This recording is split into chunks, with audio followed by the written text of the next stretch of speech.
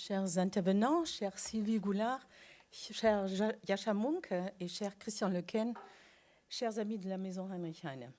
Merci de nous avoir rejoints si nombreux à cette heure inhabituelle pour la table ronde de ce soir intitulée « Quelles solutions face au désenchantement démocratique en Europe ?»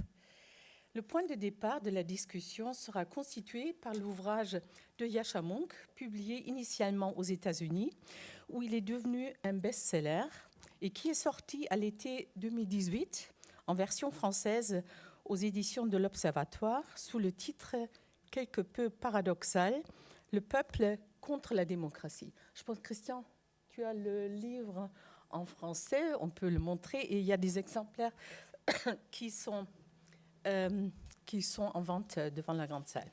Moi, j'ai le titre allemand, ici, l'exemplaire allemand, parce qu'il est paru au même moment en Allemagne sous le titre « Der Zerfall der Demokratie », la désintégration de la démocratie. Dès sa parution, cet essai a suscité un vif intérêt dans la presse écrite et audiovisuelle française, intérêt qui s'est encore amplifié avec l'apparition du mouvement des Gilets jaunes.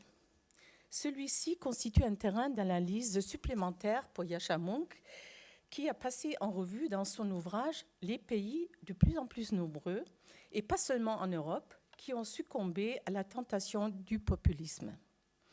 Je laisserai le soin à Yascha Mounk d'exposer le cœur de sa réflexion sur le phénomène. Je me contenterai de le présenter maintenant. Issu d'une famille d'origine polonaise, Yascha Mounk a grandi en Allemagne. Après un bac européen à Munich, il est parti étudier l'histoire et les sciences politiques à Cambridge pour aller ensuite à Columbia University, puis à l'école des hautes études en sciences sociales à Paris. Il a passé son doctorat et enseigné ensuite à Harvard, et il enseigne maintenant les sciences politiques à la Johns Hopkins University à Washington. Il est membre du Tony Blair Institute for Global Change, producteur du podcast The Good Fight, et écrit régulièrement des contributions pour Slate, The Wall Street Journal, The New York Times et Die Zeit. Je le remercie chaleureusement d'avoir accepté notre invitation et d'intervenir devant nous en français. C'était pas facile de vous avoir, mais on a trouvé un créneau un vendredi soir. Pour lui donner la réplique, nous avons fait appel à Sylvie Goulard, ancienne ministre, qui a pu se libérer vraiment par chance, malgré un calendrier très chargé. Je la remercie énormément parce que je sais à quel point elle est prise. Sylvie Goulard, vous la connaissez, est une spécialiste reconnue des institutions européennes qu'elle connaît de l'intérieur, puisqu'elle a travaillé pendant 4 ans avec le président de la Commission européenne, Romano Prodi, et qu'elle a été pendant 8 ans députée au Parlement européen. Elle a publié plusieurs ouvrages sur les questions européennes, dont un avec le commissaire, à l'époque il était Premier ministre, Mario Monti, qui s'appelle « De la démocratie en Europe, voire plus loin ». Je pense un livre toujours d'actualité, publié chez Flammarion en 2012. Et notre table ronde sera animée par un autre ami fidèle de la Maison Heinrich Heine, Christian Lequesne, professeur à Sciences Po et ancien directeur du CERI. Et les recherches de Christian Lequesne portent, comme vous savez, en particulier sur les questions européennes, diplomatiques, mais aussi franco-allemandes. Et je suis très heureuse que Christian Lequesne ait accepté d'animer cette table ronde. Un grand merci à nos 3 intervenants de nous faire l'honneur de leur présence ce soir. Et je passe maintenant la parole pour une introduction à Christian Lequesne. Merci beaucoup, Christiane, de cette introduction chaleureuse. Bonsoir à tous. C'est un grand plaisir pour moi, comme toujours, d'animer un débat à la Maison Heinrich Heine autour d'un sujet qui est un sujet plus que jamais d'actualité, si je puis dire, le peuple contre la démocratie. On est vraiment au cœur de ce qui nous interroge en tant qu'analyste, mais plus largement en tant que citoyen. Et c'est donc un plaisir ce soir de retrouver Yascha Mounk, qui nous fait l'honneur de cette conférence dans un programme très chargé, mais vous êtes en Europe pour très peu de temps, et Sylvie Goulard, qui est une autre amie fidèle de la maison Heinrich Heine et des relations franco-allemandes. Alors, je propose la formule suivante. Yascha, on va vous écouter. Vous avez des thèses à nous exposer, hein, et après votre présentation, je passerai la parole à Sylvie Goulard. On engagera une conversation entre nous et nous passerons ensuite au débat avec la salle. Voilà, donc Yascha, je vous laisse la parole en vous remerciant une fois encore pour une quinzaine de minutes. Merci beaucoup. Alors, le thème de ce soir, si j'ai bien compris, c'est qu'est-ce que sont les solutions à cette crise démocratique. Et alors, pour arriver à cette réponse, je crois qu'il faut passer premièrement par une analyse de qu'est-ce que c'est cette crise démocratique qui est en train de se dérouler et qu'est-ce que sont les causes de cette crise. Et c'est jusqu'à ces points-là qu'on peut commencer de donner la réponse de qu'est-ce que pourraient être les solutions. Alors, je vais passer 5 minutes à la première question, 5 minutes à la deuxième question, 5 minutes à la troisième question. Et après ça, probablement, ça fera 30 minutes. J'espère que non. Alors, on a encore un peu l'habitude de parler de la montée du populisme comme un phénomène un peu marginal. Quelque chose où on parle beaucoup de fois des populistes comme des extrémistes qui sont un peu à la marge de notre société, à la marge de notre système politique. Mais en fait, je crains qu'on doit changer cette idée. Parce qu'aujourd'hui, les 4 démocraties plus grandes du monde, plus populaires du monde, sont tous gouvernés par des populistes autoritaires. Les États-Unis, le Brésil, les Indes et l'Indonésie. En 1946, Winston Churchill, de manière fameuse, parlait du rideau de fer qui s'abassait dans la cœur d'Europe, de Szczecin dans le nord du continent jusqu'à Trieste dans le sud. Aujourd'hui, en fait, on peut aller en voiture de Szczecin dans le nord jusqu'à Trieste dans le sud sans jamais partir d'un pays qui est gouverné par les populistes. En fait, je propose à faire ça en mars pour un documentaire pour la BBC. Alors, je vais faire le long tour de cette rideau de fer, de cette rideau populiste, pour le voir moi-même.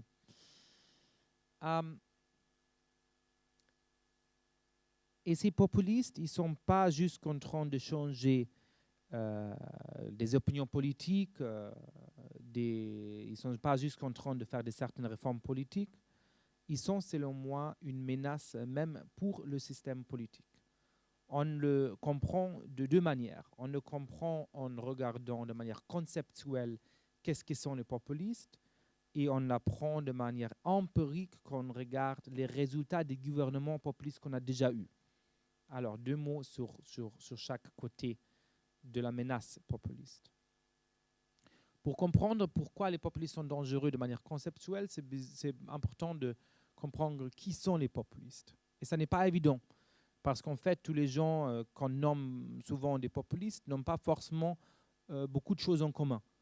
On parle de Donald Trump, de Hugo Chavez en Venezuela, de Viktor Orban en Hongrie, de Recep Erdogan en Turquie. Sur le point de vue économique, par exemple, ces 4 n'ont pas beaucoup ensemble. Donald Trump est plutôt droitiste sur l'économie. Hugo Chavez, évidemment, était un gauchiste. Même si on regarde les groupes qu'ils aiment, ils n'ont pas beaucoup en commun. Vous avez peut-être remarqué que mon cher président Trump ne semble pas, disons, trop aimer les musulmans. Le président de la Turquie, Recep Erdogan, n'aime pas trop tous les gens qui ne sont pas musulmans. Alors, ils n'ont pas ça ensemble. Mais ce qui rend cohérente le concept du populisme, selon moi, c'est une idée de la politique, c'est une manière de rhétorique.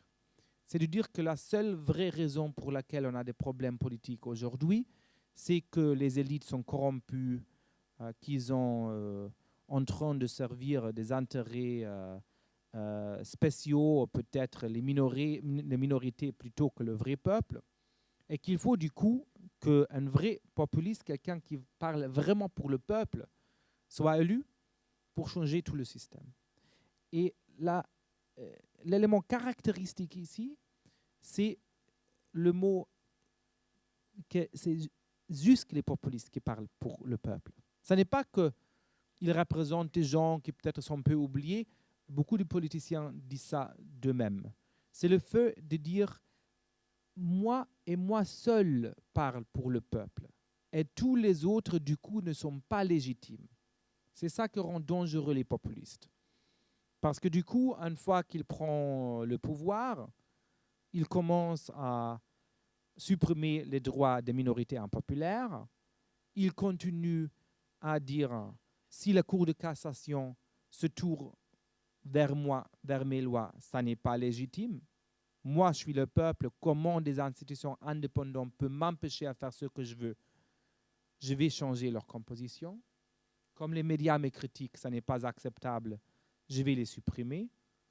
Et on arrive de manière assez vite au point où on est en Hongrie, qui est commencé comme une démocratie libérale, qui a supprimé le côté libéral du système, c'est-à-dire les droits des minorités et l'état de droit, les institutions indépendantes. Elle était alors une démocratie illibérale, mais ce type de régime n'est pas stable. Parce qu'une fois qu'Orbán contrôlait les cours, contrôlait les médias, contrôlait la commission électorale, a changé le système d'élection, la démocratie elle-même est disparue. La OECD a reconnu que les élections de l'année dernière n'étaient plus libres. Et il y a quelques jours, Freedom House a classé pour la première fois un pays de l'Union européenne comme juste partiellement libre. L'Hongrie n'est plus un pays libre. C'est-à-dire que Orbán s'est détourné vers la démocratie même. Ce n'est plus possible de remover le gouvernement élu de manière démocratique. Ça n'est plus ni démocratique ni libéral, c'est devenu une dictature élue. Alors, qu'est-ce que sont les causes de cette crise? Deuxième chose, le côté empirique, j'avais presque oublié. Je viens de faire une étude avec une collègue qui montre, qui regarde tous les différents cas où on a eu des populistes dans le monde. Depuis le 1990, ce sont environ 40 gouvernements. Et ce qu'on voit très clair, c'est le danger. Une petite minorité de ce gouvernement sont partis du pouvoir à cause des élections libres ou parce qu'ils respectaient les limites des termes. Environ une moitié de ces gouvernements ont changé leur constitution pour se donner plus de pouvoir. Dans beaucoup de cas, les libertés individuelles, les libertés civiles ont été supprimées. Et même si les populistes dans presque tout le pays promettent de supprimer la corruption, le pays gouverné par les populistes sont devenus plus corrompus à cause de leur gouvernement populiste. Alors on voit que dans tous ces cas, les populistes ont été un vrai échec pour la démocratie libérale. Mais il y a aussi les cas où l'opposition a à la fin eu le succès de le virer du gouvernement par des élections. Et alors, je vais faire un voyage en Brésil dans 2 mois parce qu'une édition portugaise va apparaître de mon bouquin. Si je regarde la situation dans un pays comme ça, je crois que la probabilité que la démocratie chute soit peut-être environ 50%. C'est déprimant, mais ça ne nous doit pas rendre fatalistes parce qu'il y a quand même la possibilité de se battre contre les populistes autoritaires et dans environ 50% des cas, cette opposition peut gagner. OK. Alors, pourquoi tout ça, est-ce que c'est en train de se passer? Ce qui me frappe quand je suis en France, en Allemagne, aux États-Unis, dans d'autres pays, c'est que l'élite de chaque pays se dit une histoire un peu spécifique. C'est toujours, c'est parce que Macron, il est en train de faire ça, parce que Merkel, elle a fait ça, parce que les républicains, ils sont ça. Mais autant que politologue, quand je vois un développement assez similaire se passer dans beaucoup de différents contextes, je cherche des causes qui sont partagées. Et je crois qu'il y a 5 ou 6 causes, et si 3 ou 4 de ces causes sont présentes dans un cas, c'est normalement assez pour que le populiste monte. Je ne vais pas vous dire tous les 6 causes ici, mais je crois que 3 sont particulièrement importants. Le premier, c'est la stagnation des standards de vie pour des citoyens moyens. Particulièrement en Europe, la démocratie est devenue beaucoup plus stable dans l'époque dans laquelle les gens ont ressenti une transformation fondamentale de leur vie, de leur standard de vie. Si on regarde la période des Trente Glorieuses ici, de Wirtschaftswunder en Allemagne, de Miracolo Italiano, c'était des gens qui se disaient, moi je suis né sans le réchauffement central, sans une voiture, peut-être sans la possibilité de voir un médecin, et maintenant j'ai toutes ces choses. Et mes enfants sont les premiers à aller à l'université. Ils sont les premiers à pas travailler dans une usine. Alors il y avait ce sentiment de progrès qui rendait les gens fidèles à la démocratie. Ils n'aimaient pas les politiciens, mais ils disaient à la fin, il me semble qu'ils s'intéressent pour moi, que les choses plus ou moins marchent, alors laissons-les faire. Maintenant, beaucoup de gens se disent, moi, j'ai travaillé de manière dure toute ma vie, je ne mène pas une vie meilleure à celle de mes parents. Mes enfants, ils vont probablement être plus pauvres que moi. Alors peut-être il faut changer des choses. Qu'est-ce que j'ai à perdre? Cette idée est très forte. Deuxièmement, il faut quand même remarquer que la majorité des démocraties ont été fondées sur une idée mono-ethnique, assez homogène de soi-même. Cette idée n'était jamais absolument correcte, mais elle avait une grande influence sur les gens. Si on allait dans les rues d'Utrecht, où j'étais hier, en 1960, et on demandait des gens qui est vraiment néerlandais, ils auraient dit quelqu'un qui a les parents, les grands-parents qui étaient aussi néerlandais, qui vient de cette partie du monde. À cause de 50, 60 ans d'immigration de masse, cette idée a changé. Et j'imagine que la plupart des gens de cette salle ici en sont contents et acceptent ce changement de qu'est-ce que c'est en français, qu'est-ce que c'est en italien, qu'est-ce que c'est en allemand. Mais il y a aussi beaucoup de parties de la population qui s'opposent à ça. Et même si on ne doit pas accepter peut-être ça, ou certainement on ne pas être heureux, je crois que c'est important de le comprendre. Et pour le comprendre, je pense toujours d'un mec qui est peut-être pas le plus beau, pas le plus doué, pas le plus riche de son village, qui, il y a 20 ou 30 ans, pouvait se dire au moins, je suis français plutôt qu'allemand. Au moins, je fais partie de la majorité, je ne suis pas un immigré turc. Maintenant, cet immigré turc, ses enfants, sont peut-être son chef à l'entreprise. Il le représente peut-être au Parlement. Et évidemment, moi, je reconnais ça comme du progrès. Mais c'est aussi vrai que cette personne a perdu un certain avantage de statut. Quelque chose qui lui donnait une identité, qui le rassurait. Troisièmement, il y a 20 ou 25 ans, on vivait encore dans un monde de communication à beaucoup. C'est-à-dire que pour rejoindre un public de masse, on devait avoir accès à la télévision, à la radio, aux grands journaux. Et il y avait du coup une élite politique économique qui pouvait plus ou moins décider de quoi on discute et quel genre d'opinions sont admissibles dans le grand public. Maintenant, à cause de l'arrivée de l'Internet, des réseaux sociaux, on vit dans une situation de communication beaucoup à beaucoup. C'est-à-dire que même si on a juste 50 personnes qui nous suivent sur Twitter ou sur Facebook, si on fait une vidéo particulièrement mignonne de son propre chat, ou si on met une vidéo d'un policier qui est en train de tuer quelqu'un dans la rue aux États-Unis, il peut y avoir des millions de gens qui voient ces vidéos, ces documents. Et c'est la même chose avec les opinions. J'ai vu un sondage il y a quelques jours qu'une pluralité des Français croient que le ministère de la Santé supprime la vérité sur les vaccins.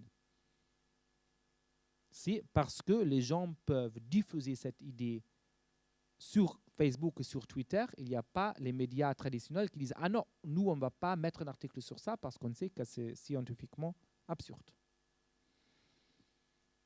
Alors, ces développements peuvent être positifs. Ça peut donner plus de pouvoir à des gens marginalisés qui ont des choses importantes à dire. Mais dans un moment où les gens sont déjà frustrés de la stagnation économique, où ils ont déjà peur des changements culturels, cette nouvelle technologie de communication crée un cocktail très dangereux. Qu'est-ce qu'on va faire? Est-ce que j'ai utilisé tous mes 15 minutes ou est-ce que j'ai encore 2 ou 3 minutes? Une minute. Ah bah c'est parfait, alors je ne dois pas répondre à la question difficile des solutions. Il faut faire 2 choses un peu différentes. La première, c'est de s'opposer de manière très claire aux populistes, de ne pas être fâché contre les gens qui votent pour les populistes, mais de montrer de manière très claire que leurs solutions sont trop simples et que même s'ils se disent être démocrates, ils sont en réalité des ennemis de la démocratie, comme on le voit très très clairement en Hongrie et au Venezuela. Il faut que les partis modérés se battent pour notre idée de base, c'est-à-dire que si on croit à la démocratie libérale, à la liberté individuelle, mais aussi au autogouvernement collectif, il y a beaucoup de parties de notre société que nous voulons défendre. Parce que pour tous les défis de notre société, ce sont quand même quelques-uns des meilleures sociétés dans l'histoire du monde, quelques-uns des plus justes sociétés dans l'histoire du monde. Mais ça n'est pas assez. Parce que pour réaliser ces idéaux modérés, ces idéaux traditionnels de la démocratie libérale, il faut aussi se battre pour changer les choses. Il n'y a pas un pays dans le monde dans lequel les gens ont vraiment de la liberté individuelle, où ils ont vraiment le sentiment de se gouverner eux-mêmes. C'est un idéal presque impossible à réaliser. Et alors, les forces modérées, les forces qui sont basées sur les valeurs de la démocratie libérale, ne doivent pas se comprendre comme des défenseurs du status quo. Ils doivent développer une vision ambitieuse pour comment améliorer la vie de leurs citoyens. J'ai aussi des solutions sur l'économie, l'identité, etc., mais peut-être on va y passer.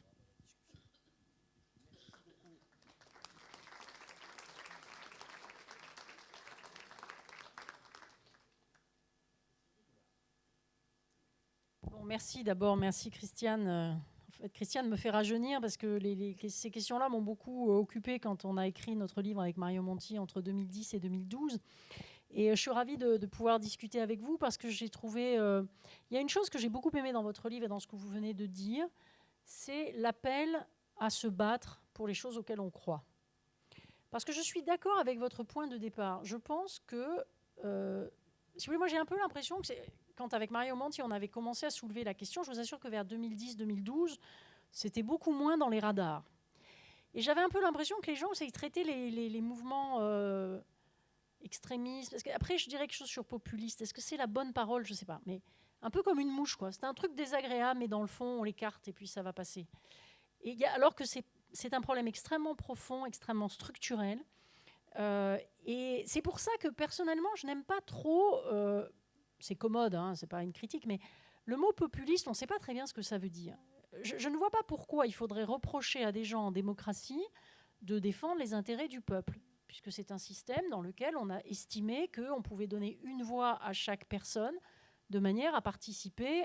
Et dans notre livre, on citait Pierre Rosanvallon, il n'y a pas beaucoup de domaines dans lesquels on a une telle égalité dans le fond. C'est assez étrange. Alors, les femmes ont eu un certain temps avant d'avoir le droit de vote, hein, donc au départ, on pensait que c'était l'égalité de tout le monde, et ça voulait dire les hommes blancs, enfin les êtres humains de sexe masculin et blanc. Enfin, petit à petit, on était arrivé à cette idée d'avoir one man, one woman, one vote.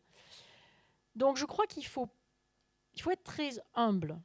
Il y a dans les aspirations que portent ces partis probablement la réponse à des choses que nous avons ratées. Vous avez parlé des inégalités, j'y reviens pas, mais on peut le démontrer. J'aurais pu venir avec des tableaux. Il est évident qu'il y a un certain nombre de problèmes de répartition des richesses que nous avons produites et qu'en tout cas pour l'Europe, comme vous l'avez dit, il y a un grand changement entre la période des années 50 aux années 80 d'un côté et puis la période qui a suivi. Deuxièmement, vous avez eu tout à fait raison de parler des questions identitaires, même si je crois qu'elles sont après particulièrement utilisées par des personnes mal intentionnées, mais le sentiment peut être là, parce que par exemple la nation française n'est pas une nation fondée sur le droit du sang, la nation américaine non plus, donc il aurait pu y avoir des différences entre les pays. On ne peut pas dire non plus que la Turquie soit un pays d'immigration où il y a énormément de problèmes liés à ces questions. Il y a le problème des minorités kurdes, etc., mais ce sont des gens qui ont toujours été là. Mais disons que ce n'est pas un pays dans lequel il y a eu un afflux massif. Oui, là, récemment, mais Erdogan, ça fait quelques années que je le suis de près. Je peux vous dire que quand il a commencé à augmenter, ce n'était pas tout à fait ça. Bon, bref, en tout cas, donc, je pense que nous devons admettre que nos démocraties, même si elles offrent un cadre beaucoup plus, comment dirais-je, agréable à vivre que toutes les autres parties du monde et probablement toutes les autres périodes de l'histoire, ont fait des erreurs et que les partis politiques ont fait des erreurs et qu'on a considéré comme acquises et garanties pour toujours des choses qui étaient au contraire des acquis particulièrement fragiles et méritant qu'on se batte, qu'on ait une Nachwuchspolitik, hein, comme on dirait en Allemagne, c'est-à-dire de s'occuper des générations qui montent, de leur expliquer pourquoi, etc. Et tout particulièrement au niveau européen. Deuxièmement, je pense qu'il y a une chose qui est quand même extrêmement dangereuse dans le discours populiste et qui ressort un peu parfois même de certaines analyses. C'est ce qui m'a un tout petit peu gênée dans votre livre par moment, c'est que personnellement, je crois que nous devons vraiment faire la bataille pour faire comprendre que la démocratie ne se résume pas à des choix démocratiques exprimés par une majorité. Que la démocratie, c'est un ensemble beaucoup plus complexe. Ce que vous dites aussi dans votre livre. Hein, mais il faut faire très attention. Tocqueville l'a très très bien dit à propos des droits des minorités de la démocratie en Amérique. Mais je crois que ce qu'il faut, c'est bien montrer aux gens que ce n'est pas si simple. Un bon exemple, c'est le Brexit. C'est une décision qui engage toute la nation. Il y a eu une majorité de 52% de personnes plus ou moins bien éclairées, etc., mais enfin, qui ont voté clairement pour la sortie de l'Union.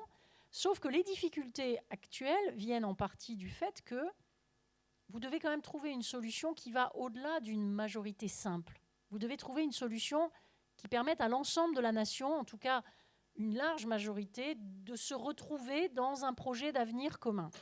Et donc ça, ce n'est pas la majorité contre la minorité, ce n'est pas possible.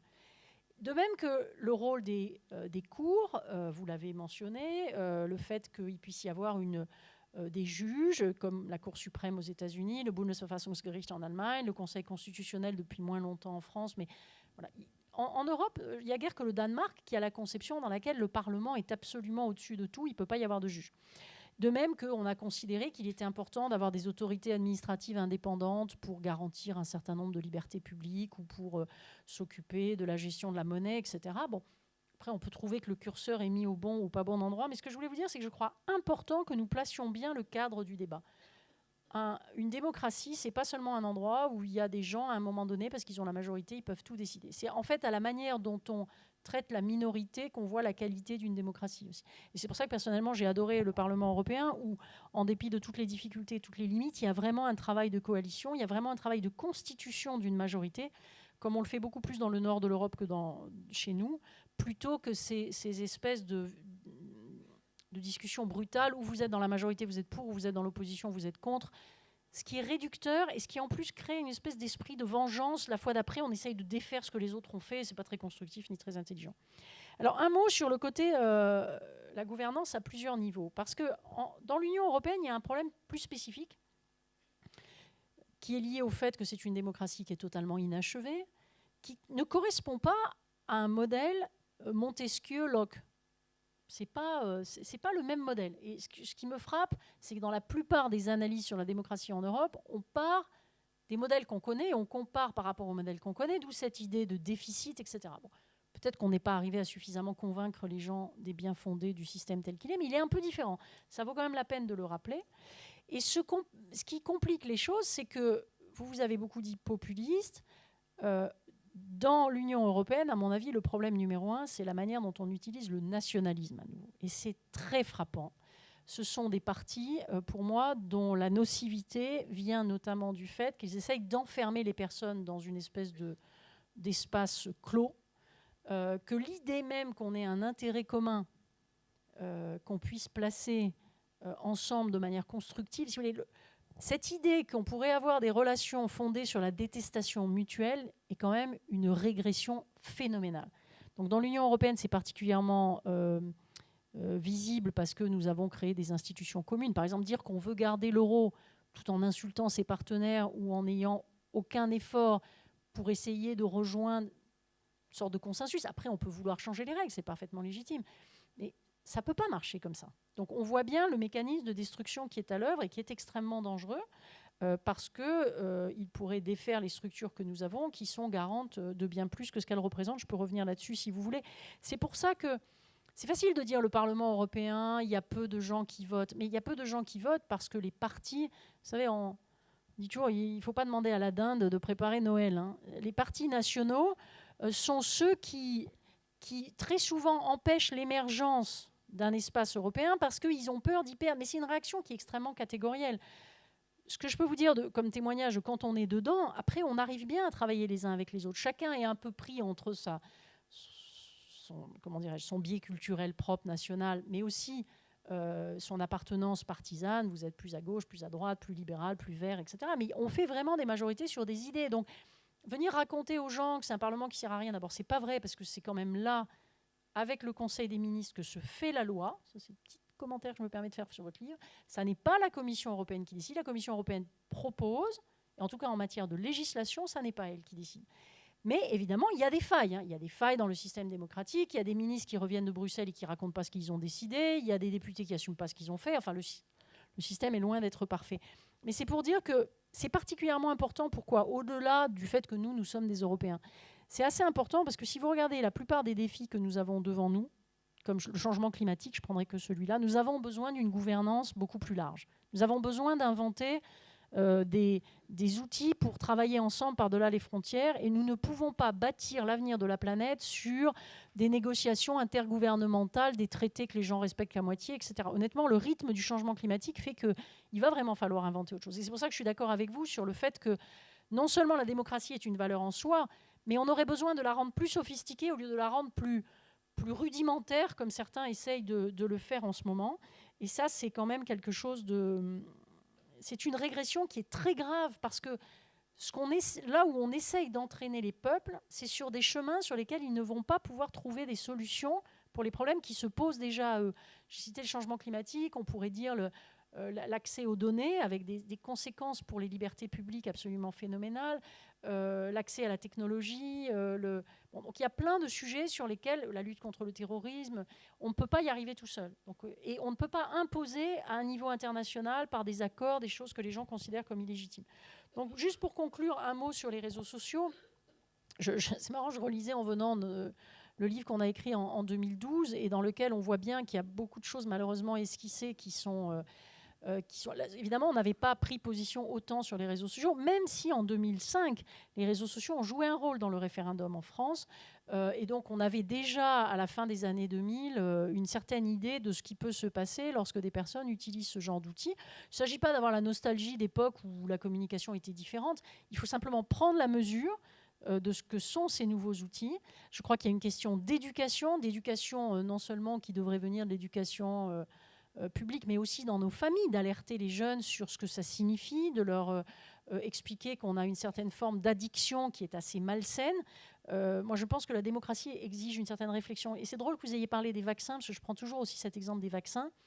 Pourquoi c'est très grave que les gens se permettent de dire des choses sur les vaccins? Pourquoi? D'abord, c'est grave parce que c'est la remise en cause de la science. Et la rationalité de l'époque des Lumières, c'est une des caractéristiques de l'Europe, c'est une des choses qui a permis le formidable développement humain qu'on connaît depuis le XVIIIe siècle. Donc défendre la science, la rationalité, l'examen par des experts, c'est envers et contre tout important. Ça ne veut pas dire qu'il faut avoir des experts qui n'écoutent pas les gens, mais il faut valoriser ce que représente l'apprentissage de matières difficiles, etc. Et les vaccins, ce qui est redoutable, et on voit bien, c'est exactement pareil que la démocratie. Au début, s'il reste beaucoup de démocratie, vous avez l'impression que dans le fond, ce n'est pas grave, vous n'allez pas être touché. Pourquoi? Parce que les premières personnes qui ne vaccinent pas leurs enfants contre la rougeole, maladie mortelle, contrairement à ce qu'on pense, leurs enfants ne sont pas forcément malades et ne meurent pas tout de suite parce que tous les autres sont vaccinés. Et vous voyez très bien la manière dont les choses se détricotent, puisque petit à petit, vous allez avoir de plus en plus de risques au fur et à mesure que des idées folles vont convaincre des gens. Donc je crois que cette idée des vaccins, il faut vraiment la retenir. Aucun d'entre nous ne voudrait d'un médecin qui vous raconte des choses sur son ressenti. Si vous avez un cancer et que vous allez voir un cancérologue, vous n'aurez pas envie qu'il vous parle de son ressenti de votre maladie. Vous aurez envie que sur la base d'un scanner, d'analyse de sang, etc., il vous prescrive le traitement le plus rationnel dans l'état actuel des connaissances qui pourra peut-être vous sauver. Et c'est un peu la même chose pour la démocratie. On peut considérer que la gestion d'un pays, ça se fait sur du ressenti, ça se fait sur des perceptions. Ou alors, on peut astreindre les politiques, avoir envers eux des exigences qui sont des exigences d'efficacité, etc., qui ne sont pas évidentes du tout, mais qui nous amènent sur un autre terrain. Donc, dans le fond, ça va dépendre de chacun de nous et de décisions que nous sommes capables de prendre individuellement et en répandant autour de nous soit des valeurs, soit des sornettes. Et ceux qui croient qu'ils sont protégés sont exactement comme les gens qui ne vont pas vacciner leurs enfants. Je ne suis pas sûre que ça soit bon pour la santé publique.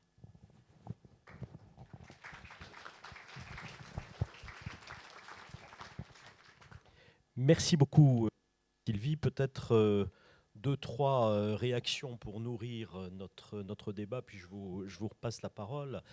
Je crois que les deux interventions, d'abord, ont pointé du doigt le problème de définition même de populisme. Et c'est vrai que les sciences sociales se battent avec la définition du terme depuis pas mal de temps. Mais enfin, on a quand même un consensus, je crois, chez les analystes pour dire que la seule définition qui soit vraiment transversale, c'est l'idée qu'il existerait un peuple pur qui devrait s'imposer sur des élites qui sont des élites aujourd'hui corrompues et dévoyées. Et là, je crois que vous le retrouvez, c'est un élément que vous retrouvez dans tous les populismes. Alors évidemment, la conception du peuple pur peut être exclusive ou inclusive.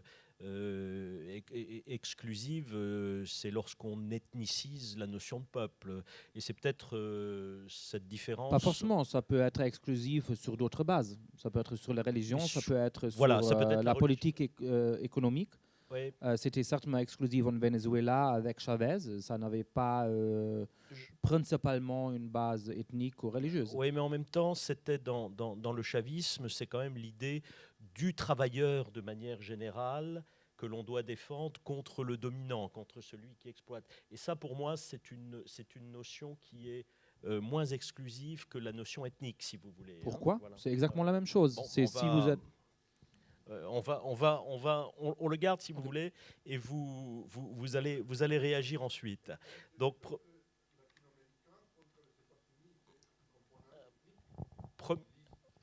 première remarque. Deuxième remarque, vous avez hiérarchisé les raisons qui permettent d'expliquer le populisme. Je crois qu'on est... enfin non, vous ne les avez pas hiérarchisés en fait. Vous les avez cités. Mais justement, ma question c'est, est-ce qu'on peut hiérarchiser aujourd'hui en 2019 ? Est-ce que, à votre avis, la question identitaire est devenue plus importante que la question du changement de niveau économique?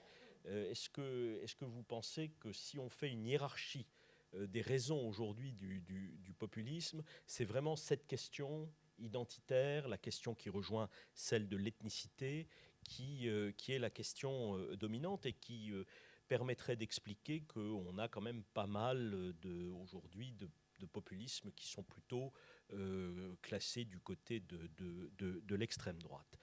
Moi, je suis assez d'accord avec Sylvie sur le fait qu'il ne faut pas confondre populisme et nationalisme. Et quand on analyse l'Union européenne, c'est très important. Et si on prend le Brexit, le Brexit, c'est pas simplement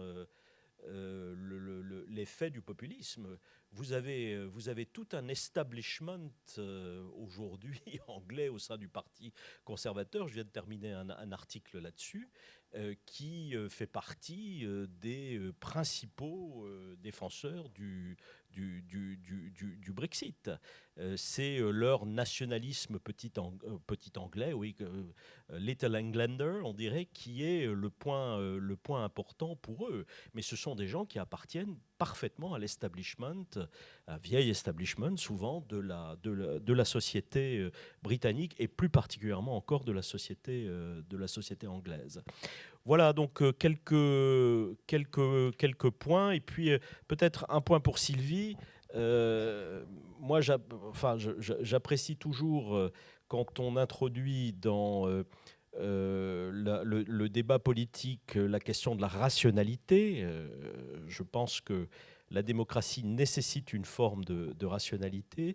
Simplement, tout ce que tu disais, Sylvie, sur je pourrais donner les chiffres, l'expertise, etc., c'est précisément ce que les populistes remettent en cause. C'est-à-dire que les populistes remettent en cause la vérité de ceux qui ont une connaissance. Voilà. Et comment on fait, justement, pour essayer d'aller contre ça? À mon avis, c'est un des grands défis aujourd'hui des politiciens, alors appelons-les libéraux. Voilà. Oui, merci beaucoup Yasha. pour ces différentes remarques. Juste pour répondre à quelques-uns des thèmes principaux. Alors, premièrement, on revient à la question de qu'est-ce que c'est le populisme et est-ce que c'est en fait une notion cohérente. Alors, premièrement, il faut vraiment distinguer entre la parole qu'on utilise et le concept qui se cache derrière la parole. Je suis d'accord que la parole est beaucoup de fois mal comprise. En fait, il y a la belle histoire que Steve Bannon est allé à Donald Trump dans les débuts de la campagne et a dit « Je crois vraiment que vous devrez se battre pour la présidence comme un populiste ». Et Trump a dit « Ah oui, c'est pas mal, ouais, j'aime bien être populaire, j'aime bien être un populariste ». Alors, beaucoup de fois, les gens mal comprennent pas le mot populiste parce qu'ils croient que ça veut juste dire vouloir être populaire. Et évidemment, c'est normal que les politiciens dans une démocratie doivent vouloir être populaires. C'est l'idée. Alors, je suis d'accord que le mot est un peu... il nous pointe vers une piste un peu fausse. Mais ce que se cache derrière le mot est très important. C'est le concept. Moi, très volontiers, je trouverai un autre mot pour démarquer le concept. Je crois que malheureusement, à un point où on parle depuis longtemps de ce concept comme le populisme, du coup, je garde ça. Mais la question importante, c'est est-ce que Trump, est-ce que Erdogan, est-ce que Chavez ont quelque chose d'important en commun ou non? Et là, je ne suis pas tout d'accord avec vous. Parce que je crois que dire « Ah non, parce que Chavez, il est à gauche et il part un peu plus dans la manière de la lutte des classes. Il n'est pas exclusif, ce n'est pas vrai. En fait, si on regarde la rhétorique de Chavez, c'était clair du début que comme Trump, comme Erdogan, il disait « Moi, je représente le peuple, moi, je représente le Venezuela, et tous les gens qui ne sont pas d'accord avec moi sont illégitimes, ils sont juste des élites qui veulent nuire à nous. » Et il faut les pousser en dehors de la politique. Et c'est pour ça que ça ne me surprend pas du tout que l'expériment de Chavez est fini dans ce qu'on voit aujourd'hui. Ça n'est pas des erreurs qu'il a fait à la fin, ça n'est pas le fait que Maduro est peut-être un politicien moins talentueux, c'est parce qu'il est un populiste et le populisme pousse les gens à concentrer le pouvoir dans leurs mains et pas accepter la possibilité d'une opposition légitime. Et du coup, quand je fais cette enquête globale sur les gouvernements populistes des dernières 25-30 ans, on voit qu'il n'y a pas une différence systématique entre les gouvernements populistes de droite, de gauche ou même de centre. La chose qui rend un gouvernement dangereux pour la démocratie, ça n'est pas qu'elle soit de droite ou de gauche ou du centre, c'est le fait qu'elle soit populiste. Oui, c'est ça. Ok, très bien. Le deuxième point sur la démocratie. Là aussi, je suis désolé qu'on est tellement sur les concepts, mais je crois qu'on a les mêmes instincts sur l'importance des deux buts dans notre système. Dans notre système, on veut avoir la liberté individuelle, comme je disais avant. On nomme ça parfois par le mot libéral, qui n'est pas particulièrement utile non plus, parce qu'en France, libéral veut dire beaucoup de fois plutôt à droite économiquement. Aux États-Unis, ça veut dire à gauche socialement, etc. Mais on parle ici de la liberté individuelle. Et en même temps, c'est aussi l'autogouvernement collectif. Alors, moi, je crois que si on dit tout ça, c'est la démocratie, et du coup, si les cours disent on ne vous laisse pas faire ce que vous voulez, c'est de la nature de la démocratie, on ne peut pas penser clairement de qu'est-ce qui se passe. Je vais donner un exemple. En Suisse, il y a quelques années, il y a eu un grand référendum sur l'idée de supprimer la possibilité d'édifier des minarets. Et une grande majorité du peuple suisse a voté pour supprimer la possibilité d'édifier les minarets. Du coup, la constitution suisse écrit maintenant, et je cite, « Il y a la liberté de religion en Suisse, c'est interdire de construire de minarets », ce qui ne fait pas beaucoup de sens. Et dans toute la presse internationale, et dans toutes les réponses des politiciens, des gens disaient « Ah, mais ça n'est pas démocratique, c'est antidémocratique ça ». Et pour moi, c'est une erreur de dire ça. Parce que c'est antilibéral, exactement. Et alors, comprendre que notre système est double, que le système démocratique et l'autogouvernement. Mais il y a aussi ce deuxième élément qui est très important, évidemment, qui est le système libéral, est très important parce que ça nous permet de penser de manière claire et dire que dans des instances comme le référendum en Suisse, il y avait un conflit entre les deux buts de notre système politique. Et ça nous permet un peu de comprendre aussi l'Union européenne, et le système plus grand, parce que dans mon bouquin, l'Union européenne a juste un exemple pour ça, du libéralisme adémocratique. Je crois qu'il faut remarquer que notre système ne permet pas aux gens de traduire leurs avis en politique assez bien. C'est à cause du fait que beaucoup de fois les parlementaires ne sont pas très proches des avis de la vie quotidienne du peuple. C'est à cause du fait dans beaucoup de pays que l'argent joue un rôle très très grand dans la politique, mais c'est aussi à cause de toutes les institutions indépendantes qui ont commencé à prendre pas juste des décisions essentielles, comme il y a un autoritaire au gouvernement, mais presque toutes les décisions. Si on regarde aux cours constitutionnels, aux cours européens, si on regarde aux institutions, aux agences indépendantes comme le Environmental Protection Agency aux États-Unis ou la Commission européenne ici, si on regarde les banques centrales, si on regarde les traités sur le libre-échange, si on regarde les institutions internationales comme l'ONU. Et je suis d'accord avec vous que ces institutions, beaucoup de fois, font du bon travail et qui sont importants. Vous avez nommé le changement climatique, c'est un exemple que j'utilise aussi beaucoup. Si nous voulons nous combattre contre le changement climatique, le réchauffement climatique, il faudra que presque 200 pays dans tout le monde se mettent d'accord sur que faire.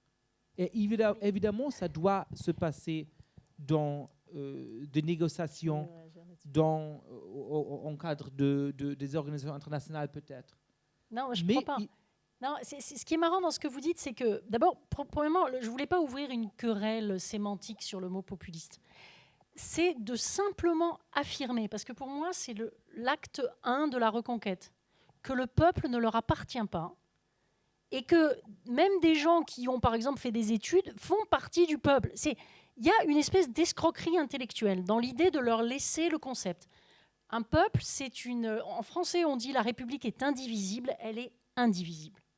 Vous êtes riche, vous êtes pauvre, vous êtes cultivé, vous êtes ignorant, vous êtes le peuple. Donc c'était juste parce que je crois que les mots ont énormément de sens. Si nous acceptons d'être sur leur terrain avec leurs mots, en fait, ils ont déjà commencé à gagner. Donc voilà, c'était la première chose.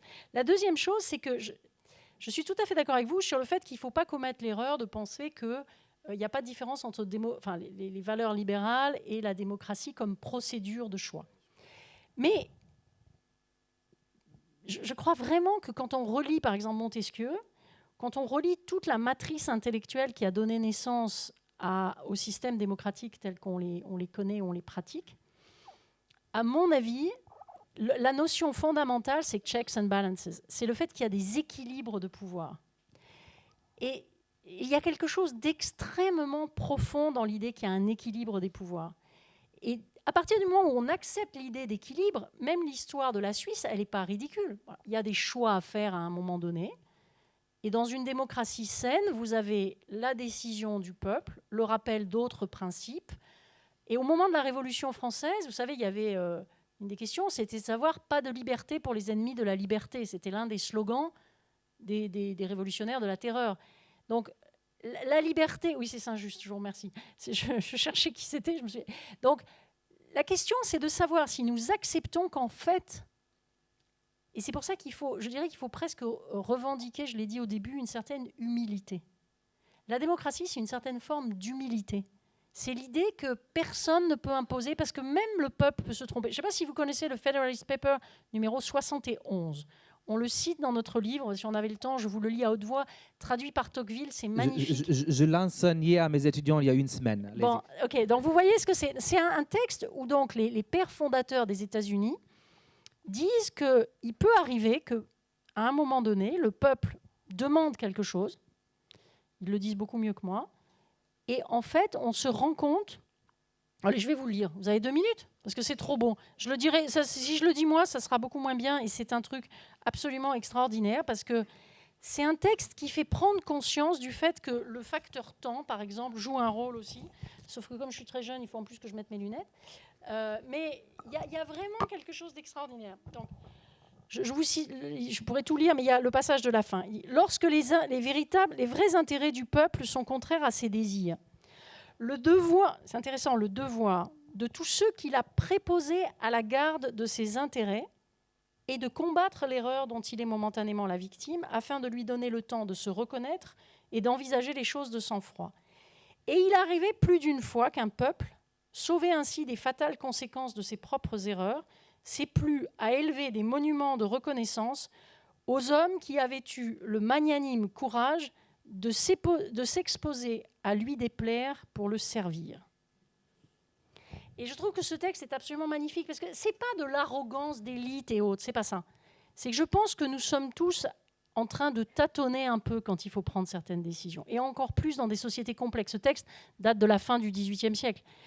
Mais dans des sociétés complexes, vous avez énormément de choses qu'il faut arriver à peser les unes avec les autres. Donc l'idée que le processus d'adoption d'une législation, par exemple, passe par 2 chambres, évidemment, c'est plus long. Mais ça veut dire qu'il y a plusieurs personnes qui regardent. Le fait qu'il y ait des allers-retours entre une cour de justice et les élus, le fait qu'il puisse y avoir des discussions entre le niveau des Länder, le niveau du Bund en Allemagne, voilà, tout ça, à mon avis, ça fait partie de la démocratie, parce que la démocratie, c'est quelque chose dont personne ne peut dire il y a l'erreur et il y a la vérité. Alors, j'adore le fédéraliste tant que je le cite aussi dans mon bouquin. Alors, je vais répondre en citant pas le fédéraliste 71, mais le fédéraliste 63 que vous connaîtrez peut-être aussi. Alors, bref, j'écris. Les pères fondateurs ne croient pas que la République représentative constituait un choix par défaut. Au contraire, ils la considéraient comme préférable à l'horreur factieuse de la démocratie. Alexander Hamilton et James Madison le dirent très clairement dans le numéro 63. L'essence de la République américaine réside dans l'exclusion totale du peuple en tant que collectif de toute participation au gouvernement. Alors, je suis d'accord avec votre discours sur les origines de notre système politique, mais je crois quand même qu'il faut noter que quelque chose s'est changé depuis Montesquieu et depuis les papiers fédéralistes. Parce que même si notre système de gouvernement en réalité a été fondé de manière très autoconsciente comme une république plutôt qu'une démocratie, l'ambition du système, ce qu'on promet au peuple, a changé. Et maintenant, on parle de la démocratie. On parle du fait que vous, les citoyens, vous pouvez décider. Et alors, je crois qu'il y a une grande vide entre la réalité de qu'est-ce que nos institutions sont fondées pour faire et qu'est-ce que les gens, pour de bonnes raisons, attendent de notre institutions. Et alors, je crains que si vous allez aux électeurs et dites « mais en fait, en Montesquieu, ça n'était pas du tout une démocratie, alors ça n'est pas un problème qu'il y a toutes ces institutions compliquées que vous ne comprenez pas, parce que c'est dans le bon sens », je crois qu'ils vont dire « mais moi, je veux décider ». Vous me dites que mais vous c'est savez, une j'ai fait démocratie. beaucoup de débats publics. Les gens, parfois, sont mal à l'aise pour décider. Non, mais je vais vous dire, je pense qu'il faut arrêter de penser que tout le monde est capable de décider sur tout. Moi, j'ai été au Parlement européen. Il y avait des dossiers sur lesquels je ne savais pas vraiment quoi voter. Si vous faites votre travail sérieusement, et c'est pour ça aussi que j'ai dit que l'impératif de sérieux était quelque chose d'important, parfois, vous ne savez pas bien ce qu'il faut faire, parce que vous avez des impératifs qui sont contradictoires. Vous avez des choses qui... Donc, je pense qu'il faut faire un petit peu attention à ne pas encourager l'idée que tout le monde est capable de décider sur tout. C'est d'ailleurs la raison pour laquelle on peut concevoir des référendums sur certains sujets. Je pense que l'outil n'est pas approprié sur tous les sujets. Que par exemple, quand on a envoyé aux Français un texte extrêmement long, complexe, sans explication, sans que des gens y mettent un minimum de cœur et d'attachement pour leur expliquer ce qu'il y avait dedans, ça a été une catastrophe. Mais d'une certaine manière, c'était normal. Donc ce que je veux dire, c'est qu'il ne faut pas non plus... Oui, à 2005, et il peut y avoir d'autres référendums qui sont utiles ou dans lesquels on demande aux gens des choses qu'ils peuvent mieux appréhender. Mais je pense qu'il faut que nous fassions tous extrêmement attention à ne pas réduire la démocratie à « je décide ». Est-ce qu'on peut décider de manière éclairée? Est-ce qu'on peut décider? Peut-être que la rationalité, c'est pénible. Mais moi, je dis la même chose à mes enfants. C'est vrai, la rationalité, c'est fatigant. Non, mais c'est fatigant de travailler un dossier, de connaître les chiffres, de se renseigner sur les benchmarks internationaux. C'est pour ça que la démocratie représentative, elle a plein de défauts. Mais en tout cas, si on envoie des gens qui sont de qualité, et il y en a dans tous les partis. C'est pour ça, moi, la question droite-gauche, ça m'est complètement égal. C'est pas ça le problème de la démocratie. C'est de savoir si vous avez des gens qui prennent des décisions à leur âme et conscience.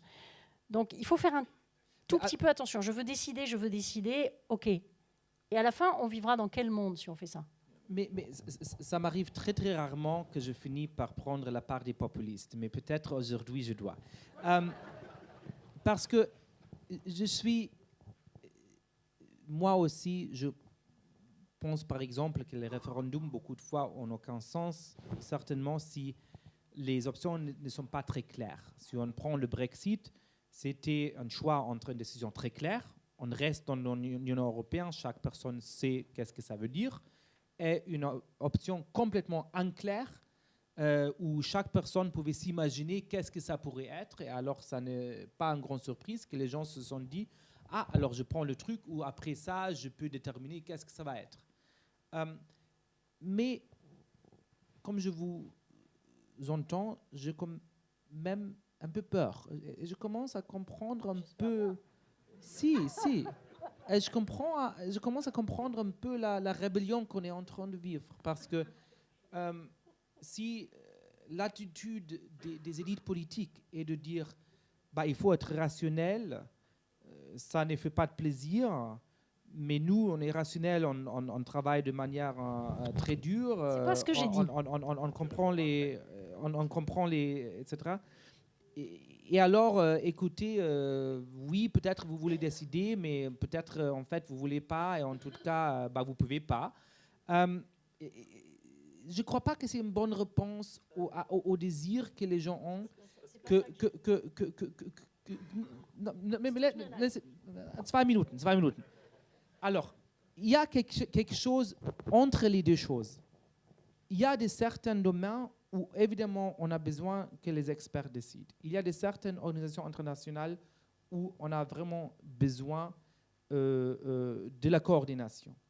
Mais je crois que beaucoup de gens, pour de bonnes raisons, ont l'impression qu'on ne les écoute pas, que les institutions sont devenues trop loin d'eux, que l'argent est trop influençant dans la politique.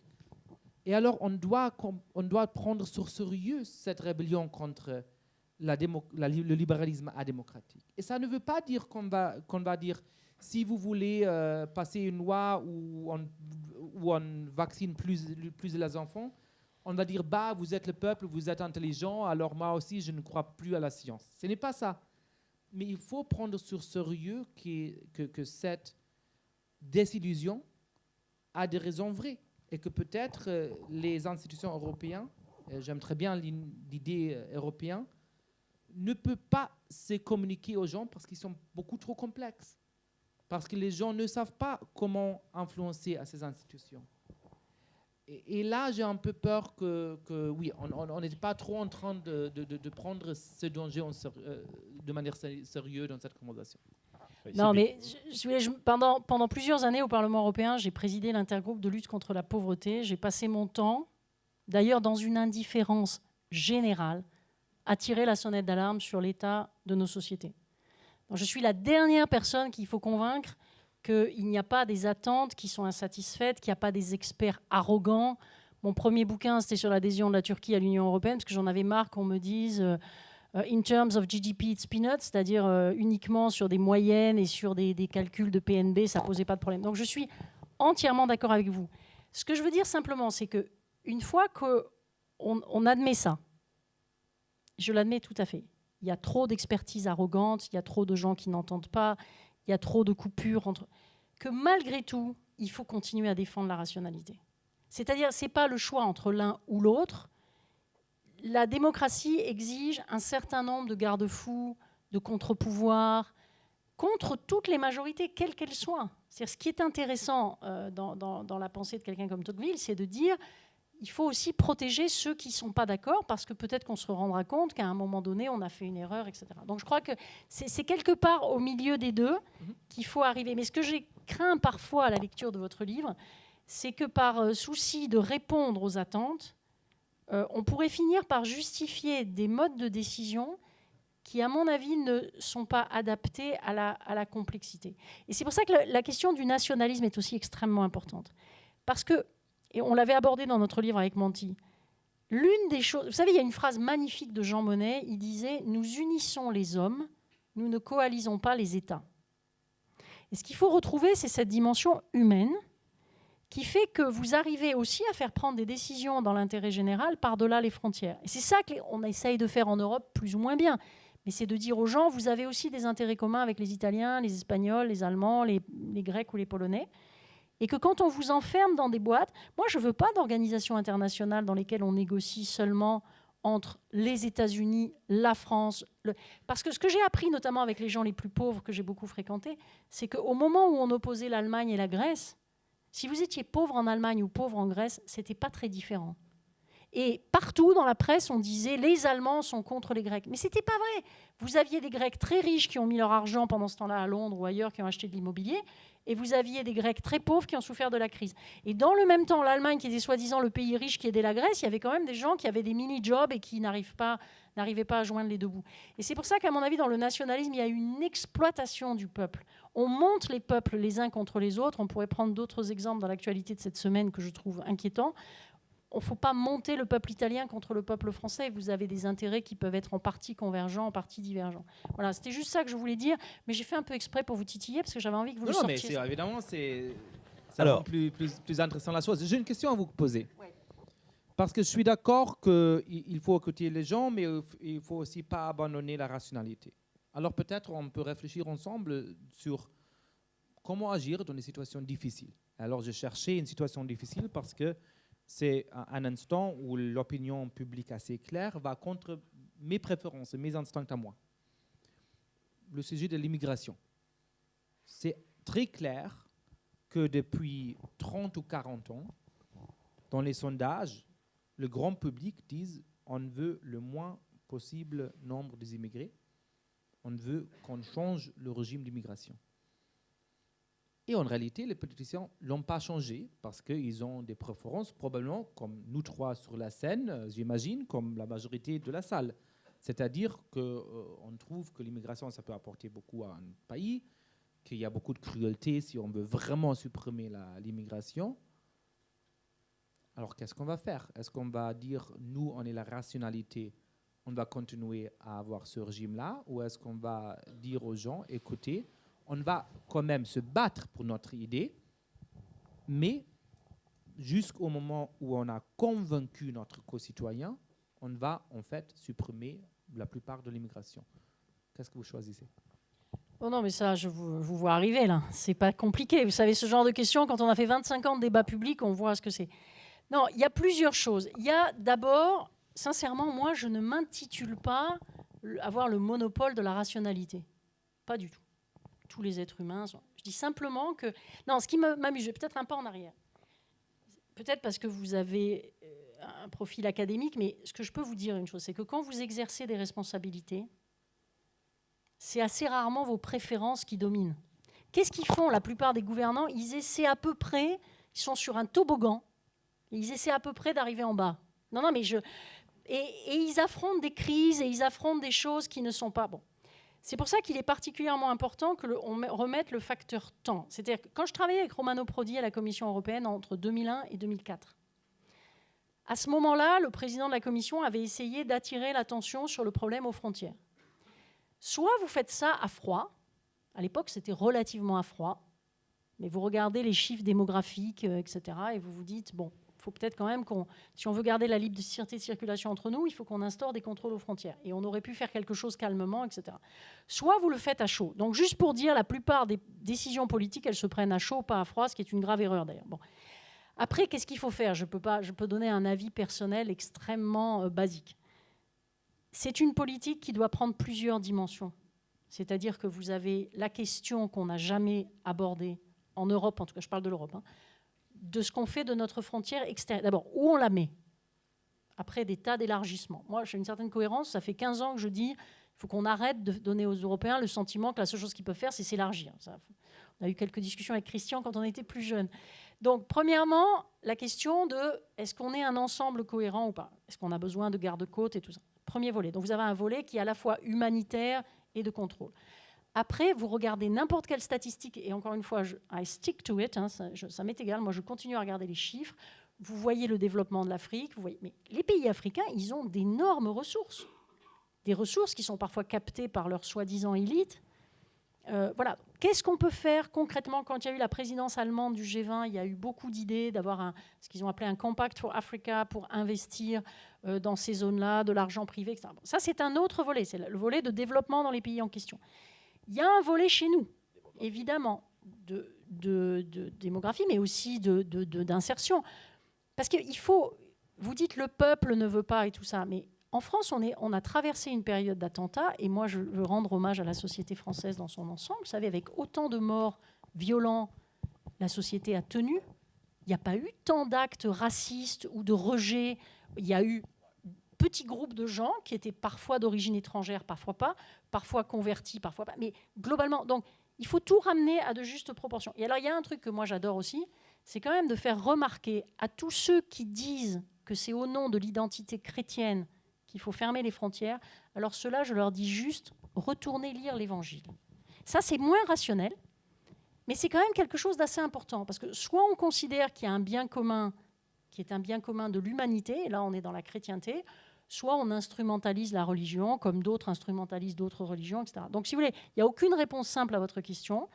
Il peut y avoir des efforts à faire modestes, et puis aussi une chose importante, c'est de préserver le respect des lois qu'on appellerait en France les lois de la République, ou qu'on dirait en Allemagne la Grundgesetz, c'est-à-dire que les gens qui sont dans nos pays respectent les mêmes lois que tous les autres.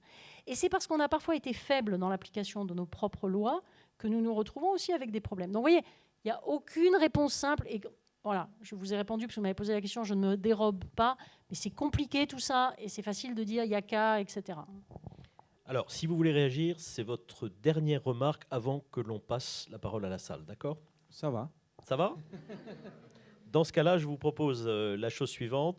On prend une série de 3 ou 4 questions et je vous repasse la parole ensuite, d'accord? Voilà, donc... Ah, vous voulez répondre?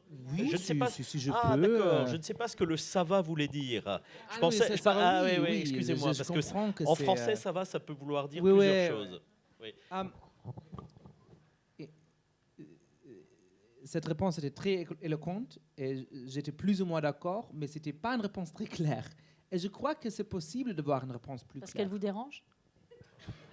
Non, parce que je ne crois pas que vous avez à la fin répondu à la question spécifique que je fais. Alors, je crois qu'il faut faire une distinction.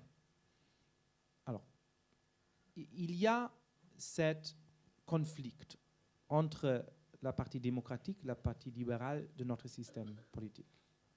Pourquoi? Parce que pour que ces deux éléments vont ensemble, il faut que la majorité des gens aient des préférences libérales dans tous les cas. Sinon, on voit immédiatement que les deux choses entrent en conflit.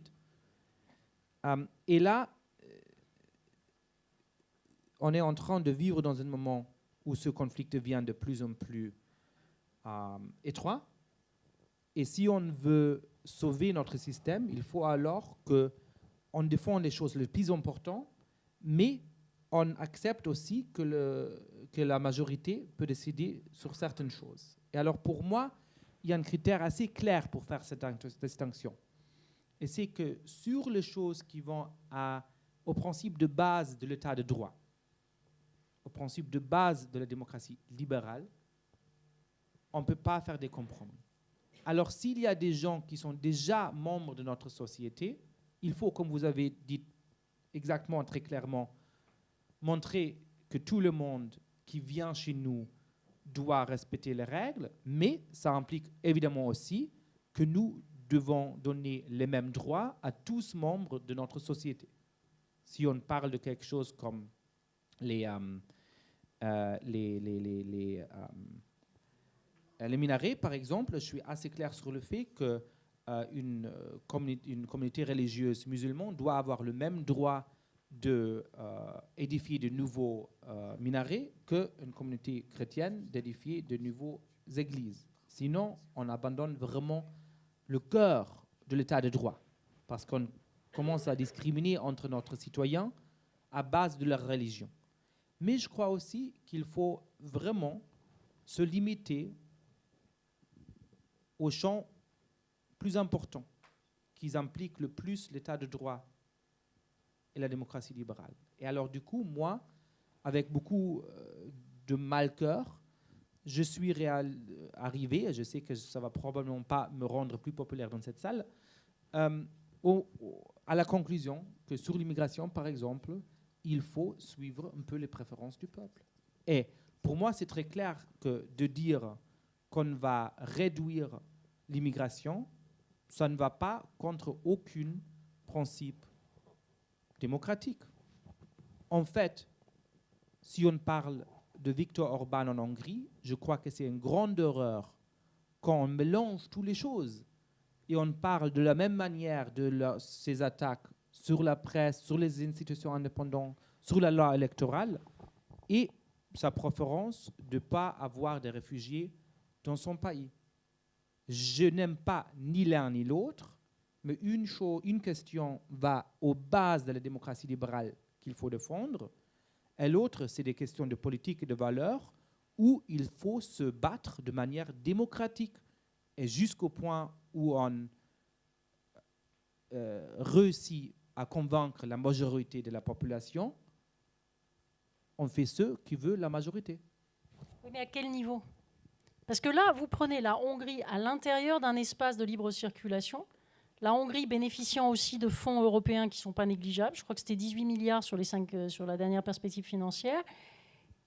Et donc, je suis là, il va y avoir des choix à faire. Mais d'abord, moi, ce qui me gêne toujours, c'est vous raisonner un peu comme si certaines personnes avaient déjà la majorité. Moi, je me bats tous les jours pour qu'ils ne l'aient pas, la majorité. C'est un peu différent. C'est-à-dire que tant qu'ils n'ont pas la majorité, je pense que ça vaut la peine aussi de se poser la question s'il faut les laisser accéder à la majorité. Mais admettons que dans certains pays, ils ont déjà accédé à la majorité, c'est clair. Mais quand vous dites le peuple, moi, je crois qu'il faut aussi essayer de convaincre. Par exemple, l'Italie est un pays que je connais bien. Les gens sont hostiles à l'arrivée d'étrangers. Mais dans toutes les familles italiennes, vous avez des femmes qui viennent d'Europe centrale et orientale pour s'occuper des enfants, ou pire, des personnes âgées, dans des conditions assez effroyables de droit social. Donc, moi, le nombre de fois où j'ai entendu des gens, je le dis toujours en riant, parce qu'il faut rire aussi un peu, parce que sinon on va tous... Vous avez en France plein de gens qui vous disent que c'est abominable, ces travailleurs qui viennent d'Europe centrale et orientale, mais ils vous disent « Ah, mais pour rénover la maison à l'île de Ré, j'ai des petits Polonais qui sont extraordinaires. » Vous voyez, bon. Donc, il y a un moment où il faut aussi, et ça on l'avait beaucoup dit dans le livre avec Monti, la question, vous avez raison, on peut faire des choix en démocratie, mais ces choix, ils doivent être cohérents. Vous ne pouvez pas avoir un choix qui consiste à avoir les avantages et pas ce que vous imaginerez être les inconvénients, en quelque sorte. De même que vous avez des gens qui veulent la liberté religieuse pour eux, mais pas pour les autres. C'est pas la liberté. Et là, c'est un des trucs que j'ai bien aimé dans votre livre, parce que je vous ai beaucoup taquiné pour qu'on fasse un peu de débat. J'avais peur qu'on soit trop d'accord. Non, là où vous avez vraiment raison, c'est que nos sociétés n'ont pas été sérieuses dans, par exemple, vis-à-vis d'étrangers qui respectent tout à fait les lois, leur donner les mêmes chances. Le vrai problème, il est aussi là. C'est-à-dire qu'il faut combattre ceux qui ont des idées de djihad ou de meurtre ou de je ne sais quoi, mais il faut aussi que tous les gens qui adhèrent soient respectés avec leur diversité. Voilà. Et ça, c'est une des clés qu'on peut utiliser pour l'avenir, je pense. Voilà, alors je propose que nous passions maintenant aux questions. Ça va. On voit quelles sont... Ça va.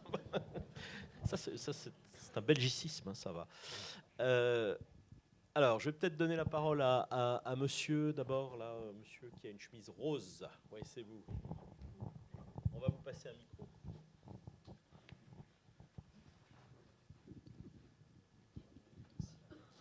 Bonsoir. Merci beaucoup pour cette intervention. Il y avait vraiment plein de choses. Pour faire très rapide, bon, peut-être un peu, pas déçu, mais peut-être moins de choses sur les solutions, mais en même temps, si on avait les solutions, ça se saurait. Deux points rapides qui ont peut-être été plus ou moins abordés, mais parce qu'effectivement, un des problèmes, c'est difficile de contrer les discours, disons, des populistes et tout ça, parce qu'à partir du moment où on commence à dire que de toute façon, les experts nous cachent des choses, on peut toujours tout remettre en cause, et c'est le problème du complotisme, en fait. C'est que on peut presque plus rien faire. Donc, bon, c'est un peu triste, mais du coup, un point, c'est sur l'éducation. Voilà, j'ai l'impression, enfin mon avis personnel, c'est que l'éducation, alors je connais que l'exemple français, moi personnellement, mais l'éducation nationale, on est juste très loin de tous les enjeux actuels. Enfin, moi, personnellement, je trouve ça triste, mais je pense que l'école n'apporte pas grand-chose par rapport au fait d'être citoyen dans la République aujourd'hui, ce que ça signifie par rapport à la démocratie. Et donc, en gros, je pense qu'au niveau éducation, il faut tout revoir, vraiment. C'est une catastrophe. Je ne pense pas que ce qu'on apprend à l'école, majoritairement, je pense que tout cela, ce qu'on a appris, ce qui nous fait qu'on est là aujourd'hui, ce n'est pas l'école, c'est tout ce qu'il y a eu autour. Et il y a tous les gens qui ont fait que l'école, et eux, je pense qu'ils sont un peu... bon, voilà, c'est radical, mais je pense qu'il y a vraiment un gros souci sur l'éducation. Et l'autre chose, c'est sur la démocratie. C'est sûr qu'on ne peut pas tout décider de manière directe, mais il y a quelque chose qu'on aurait pu faire et qu'on a fait seulement un tout petit peu, c'est la démocratie participative, au moins à un niveau local. À un niveau local, dans le quartier, dans la ville, il y a plein de choses où les citoyens peuvent décider ensemble. Personnellement, avant d'être à Paris, j'ai vécu à Lyon. La démocratie participative à Lyon, j'étais dans mon conseil de quartier, tout ça, c'était une blague. Il n'y a jamais eu d'ambition réelle. Et donc, voilà, et c'est un peu dommage parce que du coup, les citoyens, on n'a jamais appris à les impliquer. Merci beaucoup. Autre... oui, des dames, oui. Alors, je veux voir des dames. Où est-ce qu'il y a des dames Ah, voilà une dame. Alors, vous serez la prochaine, madame. Je pense que vous défendez mal la démocratie libérale. Parce que ce que vous oubliez de dire, c'est que lorsqu'il y a une élection, il y a toutes les idées, y compris les référendums. N'oublions pas qu'il y a un parti qui préconisait d'avoir les référendums directs. Et je crois que vous oubliez que, bon, si on prend les gilets jaunes, par exemple, il y a en effet des gens qui à mon avis, refusé de ce choix démocratique. C'est-à-dire que eux, ils n'acceptaient pas le fait que, pour leur parti, leur tendance n'a pas été respectée. Merci, madame.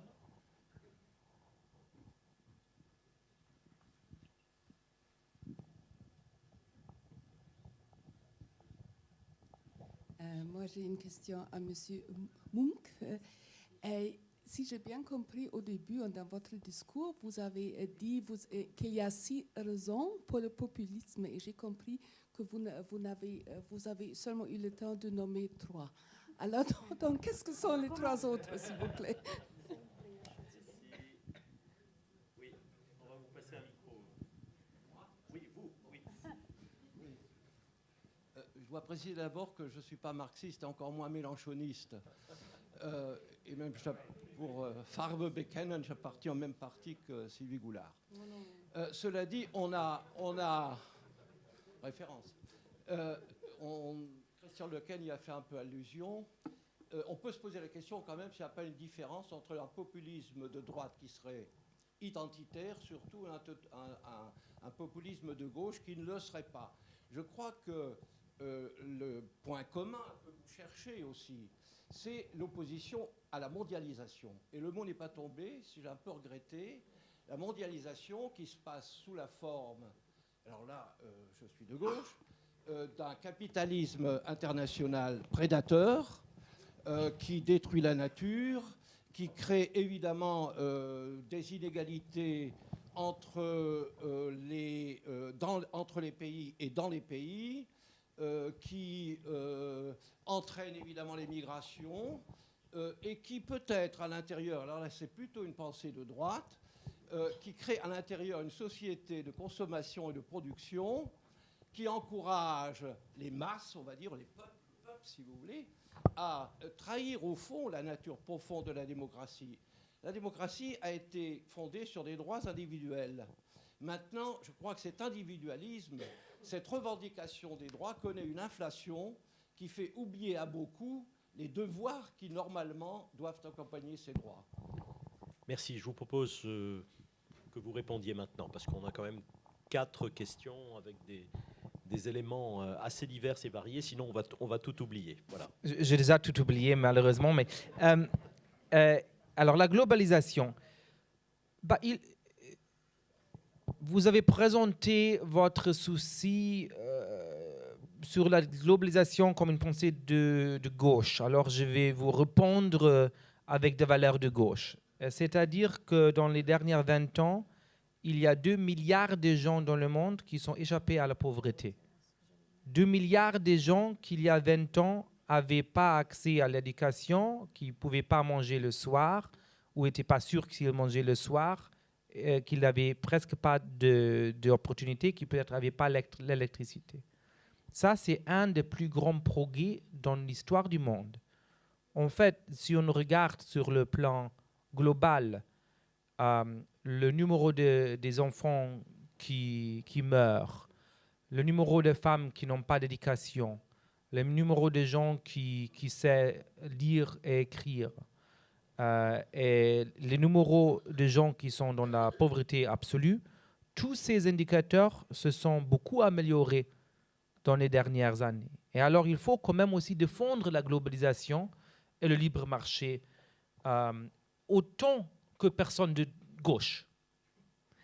Mais, évidemment, en même temps, il y a un vrai problème où, particulièrement dans les sociétés plutôt riches, il y a une stagnation de standards de vie et les plus riches et les grandes entreprises ne payent pas ce qu'ils peut-être devraient. Et là, je crois qu'il y a des solutions assez claires que je donne dans mon bouquin qui impliquent par exemple le fait de faire payer les gens s'ils sont des citoyens français, même s'ils passent 200 jours par an en Monaco. Ça implique à dire qu'on a quand même la ressource traditionnelle des États-nations qui est le territoire. Et si Apple et Google veulent venir en France, ce qui est très bien, ils doivent quand même payer une taxe minimum si leur siège formel est à Dublin ou à Monte-Carlo ou ici. Alors, je crois qu'il y a des réponses assez claires, pas pour mettre une stop à la mondialisation, mais pour la former d'une manière productive. Si vous permettez, je comprends dans la question de monsieur qu'il vous invite aussi à nous dire s'il y a un facteur aujourd'hui de clivage qui peut expliquer le populisme qui est lié à la mobilité. C'est-à-dire, on voit quand même dans toutes les sociétés aujourd'hui, quand on fait des études sociologiques, qu'il y a un nouveau clivage entre ceux qui sont mobiles et ceux qui ne le sont pas. Voilà. Et est-ce que ça, c'est un peu différent du standard de vie, vous voyez ? Oui, je vois. Je suis d'accord sur ça. Je crois que ça, en fait, c'est un peu lié aussi à la question du logement, au moins entre la société. Alors, ce qui est en train de se passer dans beaucoup de pays, c'est que le logement dans les grandes villes devient de plus en plus cher. Et ça pose deux grands problèmes. Le premier, c'est que même si on vit à Paris, on a un travail assez bien, on paye la moitié, plus que la moitié du salaire pour le loyer, et on a l'impression qu'en fait, on ne va jamais arriver au standard de vie, je suis désolé, des parents. Mais en même temps, ça veut aussi dire que les gens qui ne sont pas près des opportunités économiques, ou qui ne gagnent pas beaucoup d'argent, ne peuvent pas être dans les parties du pays qui sont dynamiques. Alors quelqu'un qui est né dans la diagonale de vide, belle parole française, ne peut pas se permettre de venir à Paris. Et quelqu'un peut-être qui est né à Paris mais qui n'a pas un bon travail, ne peut pas se permettre de continuer à vivre dans la ville duquel il est. Et ça, je crois, pousse beaucoup de mécontents, etc. Je suis très, très d'accord. Il y a eu beaucoup d'autres questions, mais je ne vais pas parler à longue. Juste sur ce point, peut-être, parce que sur la mondialisation, etc., il y a des choses importantes. Effectivement, je suis entièrement d'accord avec le rappel sur les chiffres, mais j'allais dire, là, cette fois, c'est vous qui êtes très rationnel. Parce que malheureusement, c'est vrai, non, c'est extrêmement vrai, on a sorti des centaines de millions de gens de situations terribles. Mais c'est pas ça, c'est un raisonnement par moyenne et les gens ne le ressentent pas. Et eux, ils ressentent qu'eux vont moins bien. Ça, c'est très, très humain. Ça n'enlève rien au mérite du processus. Après, il faut quand même s'interroger sur les modalités de ce processus. Et vous avez raison d'insister, par exemple, sur la fiscalité. Et c'est là que moi, je vais quand même redéfendre l'Europe une dernière fois. Parce que, à votre avis, pourquoi les États ne taxent pas les multinationales ? Parce que dans la politique, il y a cette... On a beaucoup insisté avec Mario Monti dans notre bouquin là-dessus. Il y a cette idée, voilà, je vais voter pour certains et eux, ils vont faire ce que je leur demande. Sauf qu'on a laissé se créer un ensemble où les États jouent la concurrence les uns contre les autres, où ils sont également la proie de lobbies de la part d'entreprises. Qu'est-ce qui s'est passé ? La seule autorité qui a véritablement donné un coup d'arrêt à ces pratiques, c'est la Commission européenne par rapport à Apple avec l'Irlande. Margrethe Vestager a imposé une pénalité de 13 milliards à Apple qui faisait remonter en Irlande les revenus de toutes ses ventes dans toute l'Europe, toute l'Afrique et l'Inde. Tout ça remontait en Irlande. Et donc, elle a considéré que le manque à gagner en termes fiscaux, etc., c'était 13 milliards. Qu'a fait le gouvernement irlandais ? Il est allé devant la Cour de justice pour attaquer la décision de la Commission européenne. C'est pour dire à quel point certaines autorités sont capturées. Et moi, ce que j'ai vu dans mon expérience politique, c'est qu'il y a parfois des autorités qui sont capturées. Les gens viennent vous raconter qu'ils défendent l'intérêt national. Ce n'est pas vrai. Ils défendent des intérêts d'un groupe, d'une catégorie, d'un secteur, etc. Et donc, c'est là qu'on peut se dire que tous les mécanismes reposant uniquement sur l'élection favorisent une certaine forme de clientélisme. Il ne faut pas être naïf non plus. C'est pour ça que moi, j'ai un petit problème avec juste l'élection. Je ne vous dis pas qu'il ne faut pas qu'il y en ait, hein. Encore une fois, comprenons-nous bien. Mais je dis simplement que ce n'est pas plus mal qu'il y ait à côté aussi d'autres forces qui interviennent et qui permettent de rééquilibrer. Donc, en tout cas, la fiscalité, c'est un domaine extrêmement important. Par exemple, quand au Parlement européen, on s'était battu pour ce qu'on appelle le country by country reporting, ça veut dire qu'on puisse savoir ce que chaque entreprise a comme revenu dans chaque État. Margrethe Vestager, en rigolant, disait toujours que, c'est pas drôle, mais que si les luxembourgeois devaient avoir mangé l'équivalent de ce que McDonald's fait remonter comme revenu au Luxembourg, il serait déjà mort.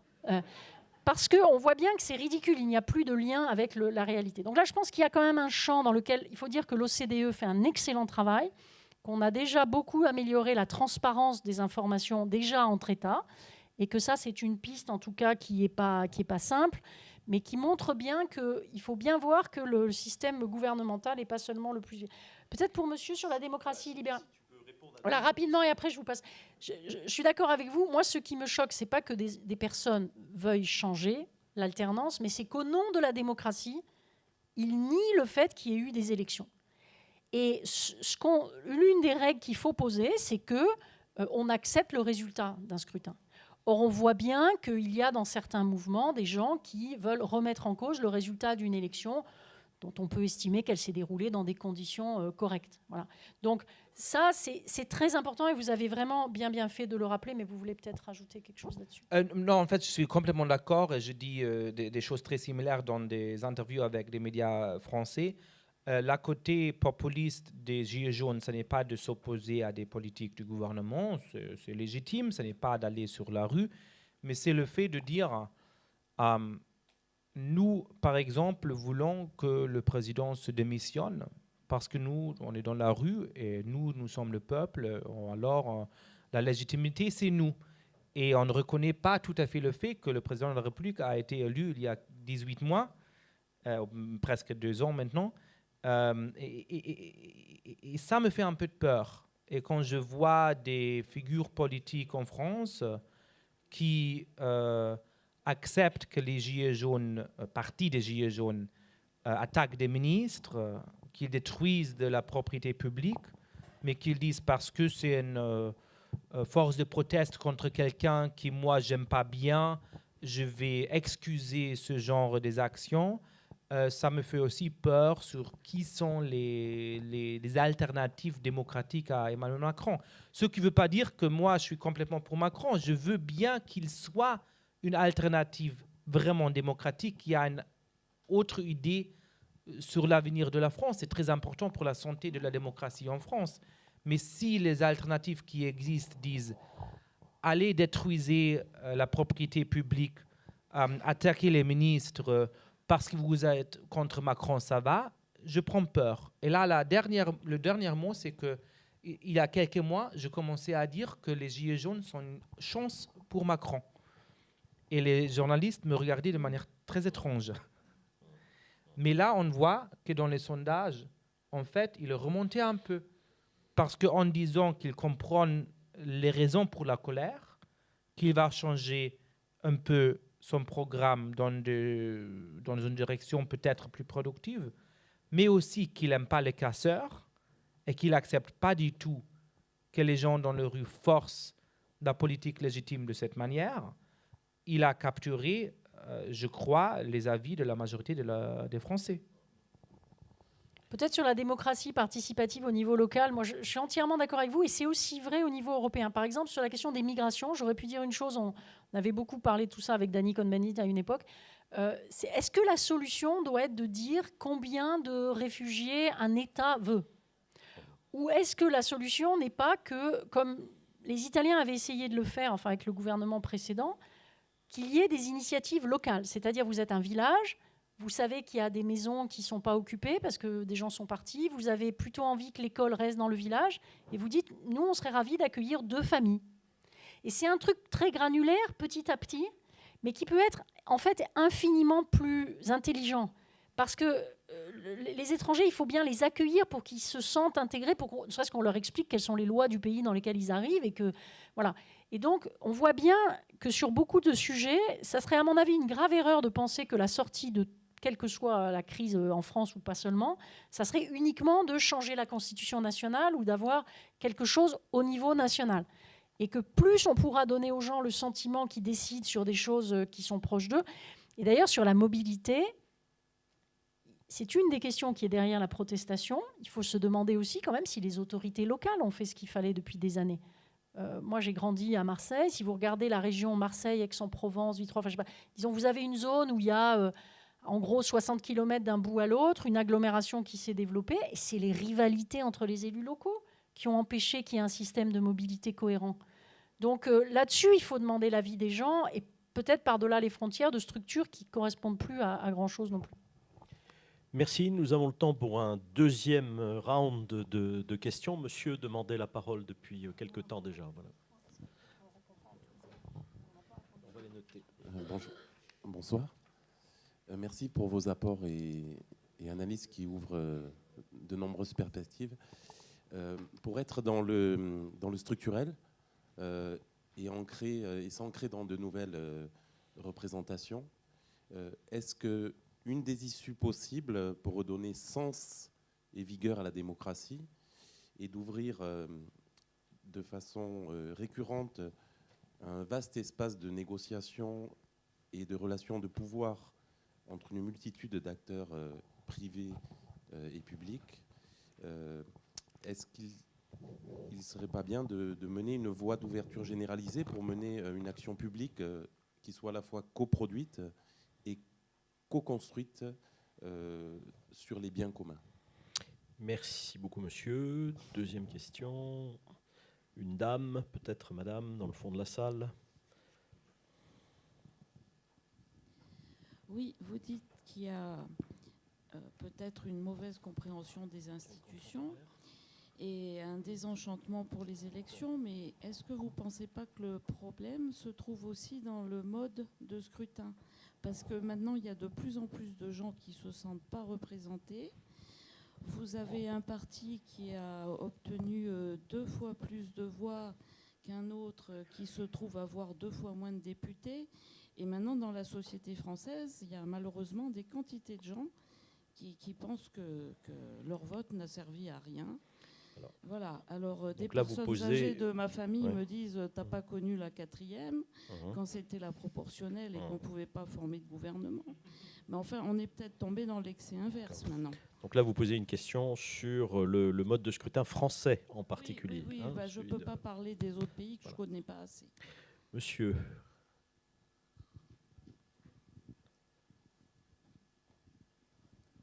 Bien, bonjour. Je constate actuellement que le nouveau monde technologique est un problème dans le sens que le peuple ou le populisme, comme on dit, se sent déclassé par rapport à ce monde technologique du futur.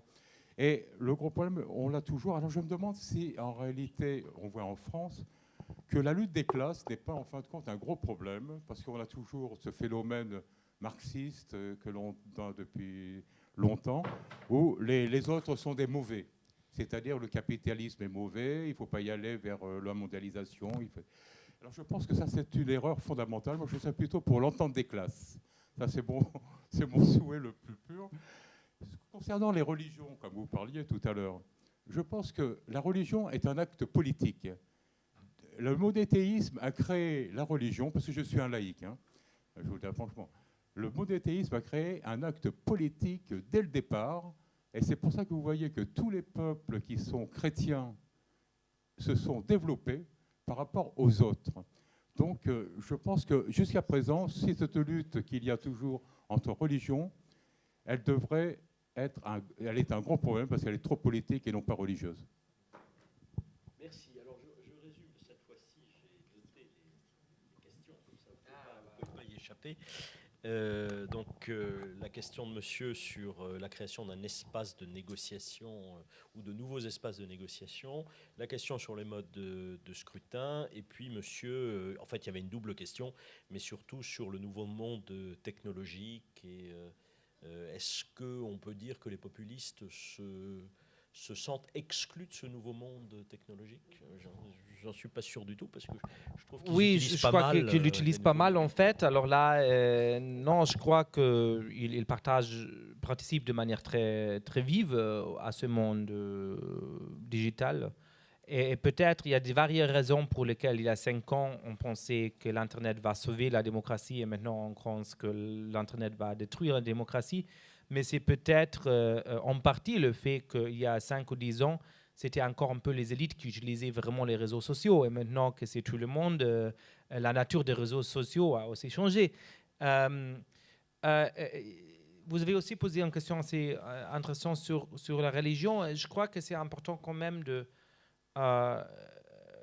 constater deux choses. Premièrement, que évidemment, l'état de droit doit se défendre.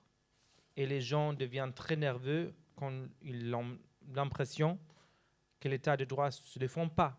Qu'il y a de certains gens que quand des gens commettent de graves crimes, ils ne sont pas punis de manière énergétique. Ça rentre... Non, je sais. Mais en même temps, une des principes de base de notre civilisation, comme moi je l'interprète, c'est l'idée que l'État ne décide pas pour nous citoyens que croire ou que faire. Et dans le moment où on dit « Ah, du coup, on se base sur être chrétien », et peut-être notre pays n'est pas compatible avec des gens qui sont musulmans, qui sont juifs, qui sont hindous, qui sont quelque chose comme ça. Pour moi, on est en train d'abandonner ce qui a le plus valeur de notre propre civilisation. C'est à cause de notre histoire qu'on veut avoir un pays libéral qui ne fait pas ces distinctions, parce que moi, en tant que citoyen, qui est aussi athée, veux avoir la liberté de changer à vie demain et devenir religieux, et pas avoir moins de droits à cause de ça. Ça fait une partie fondamentale de qu'est-ce que c'est de vivre dans un pays libre. Les autres questions... Mode de scrutin. Mode de scrutin. Il y a une question universelle qu'on me pose dans chaque pays où je suis, et ce n'est pas est-ce que le système proportionnel est mieux que le système majoritaire. C'est est-ce que le mode de scrutin qu'on n'a pas dans ce pays-ci est mieux ou pire que l'autre. Alors, dans presque tous les pays, je connais des gens dans les pays avec le mode de scrutin proportionnel qui disent « Ah, c'est pour cette raison que les populistes ont pu monter de manière tellement vite. C'est pour ça qu'on n'a pas de gouvernement cohérent. » Que les gens ont l'impression qu'on ne peut pas du tout changer le gouvernement, ça n'importe pas si je vote pour les Verts, pour les social-démocrates, pour les chrétiens-démocrates, à la fin, ça donne en tout cas la voix au même Premier ministre. Est-ce qu'on ne serait pas mieux si on aurait un mode de scrutin plus majoritaire? Alors à la fin, je crois que les forces populistes se nourrissent de mécontents avec la démocratie, avec leur vie quotidienne. Et dans tous les modes de scrutin qu'on peut s'inventer, ils vont trouver une manière de se faire écouter dans la politique. Non, vraiment, sur ce point, c'est une question très, très légitime, puisque quand on vote, évidemment, on a envie que ça pèse. Mais je trouve votre réponse très, très astucieuse et très juste. C'est-à-dire qu'il n'y a pas de système parfait. Et vous savez, ce n'est pas seulement le mode de scrutin. Moi, et c'est pour ça que j'apprécie beaucoup dans votre vision le fait que vous avez une vision large où vous comparez les pays. Parce que c'est une des choses que j'ai apprises à Bruxelles. Par exemple, en Allemagne ou en Italie, on n'imagine pas des membres du gouvernement qui ne soient pas des élus de l'Assemblée continuant à voter les textes du gouvernement auquel ils appartiennent. En Allemagne, on n'imagine pas que la chancelière aille au Conseil européen sans passer d'abord au Bundestag pour avoir un mandat. La Grande Assemblée de Finlande reste en séance la nuit des conseils européens difficiles s'il faut changer le mandat du Premier ministre. La France élit tous les 5 ans un président qui a un mandat pour 5 ans. Non, mais je porte aucun jugement de valeur. Ce que je veux dire, c'est que voilà, vous avez des gens qui considèrent le système français dans son ensemble, indépendamment du mode de scrutin, comme incroyablement non démocratique. Vous avez des Français qui vont dire, effectivement, les gouvernements de coalition où tout le monde se mélange, finalement, c'est pas malin. Donc, je crois que c'est pour ça que je disais tout à l'heure que la démocratie, ça rend humble. Et l'autre chose, c'est que mon expérience, puisque je les ai vus de près quand j'étais au Parlement européen, un certain nombre de représentants de courants qui maintenant sont tous rentrés à la maison après d'abord avoir été se faire payer à ne pas faire grand-chose au Parlement européen, et de tous les pays, c'est qu'en fait, vous vous rendez compte d'une chose, c'est que la démocratie ne marche que si, c'est pour ça que vous parliez des ententes de classe, que si dans le fond, vous avez des gens qui sont quand même prêts à travailler avec ceux qui ne pensent pas exactement comme eux. Et donc, c'était très net, et je crois que c'est vrai dans la plupart des démocraties, vous avez une sorte de cercle de gens qui sont de partis différents, mais qui d'abord se respectent et puis disent, voilà, bon, je ne suis pas d'accord avec toi sur ça, mais je peux faire un compromis, je transige, je change un peu d'avis, j'étale dans le temps la réforme, je change les seuils, enfin peu importe. Et puis vous avez ceux qui se mettent en dehors. Et une des choses qu'il faut expliquer aux gens qui sont tentés par leur simplification, c'est que s'ils avaient le pouvoir, ils se heurteraient à nouveau à la complexité. Ils se heurteraient à ça. Et donc, il y a une forme d'escroquerie dans ce positionnement, parce que c'est très facile de dire de manière pure, voilà, moi, je ne changerai pas ci, moi, je ne ferai pas ça, etc. Je ne vais pas avoir la cruauté de donner des exemples, mais on en a vu pas mal commencer à mettre de l'eau dans leur vin quand ils commencent à être en responsabilité. Parce qu'ils ont aussi parfois un problème avec l'arithmétique, par exemple, si vous voulez, avec le fait que 2 et 2 font 4 et que quand vous avez beaucoup de dettes ou que vous avez des dépenses et qu'il y a un moment où vous n'arrivez plus à vous financer ou que vous vous heurtez à d'autres considérations. Peut-être un dernier mot sur coproduire les textes. Vous avez raison, monsieur. Moi, c'est une des choses que j'ai beaucoup poussé avec mon intergroupe de lutte contre la pauvreté. On avait fait ce qu'on appelle des universités populaires avec ATD Quart Monde. Je crois que les gens qui sont en situation de pauvreté sont les mieux placés pour savoir quelles sont les mesures dont ils auraient besoin. Et là, je suis entièrement d'accord que parfois, l'arrogance des experts a abouti à prendre des dispositifs qui étaient pensés pour aider les gens, mais qui en fait ne les aident pas, parce que c'est fait de manière totalement déconnectée. Après, ce que j'ai toujours trouvé très fécond, c'est que, si vous voulez, pour résumer peut-être sur qu'est-ce que c'est que la solution, c'est que chacun fasse vraiment un pas. C'est que les experts sortent de leur bureau et aillent écouter ce qui se passe, mais que peut-être que les gens qui ont des solutions simples en vue acceptent aussi d'entendre un certain nombre d'arguments, de chiffres, de réalités internationales, voilà. Et quand vous arrivez à faire ce genre de rencontre, c'est absolument extraordinaire.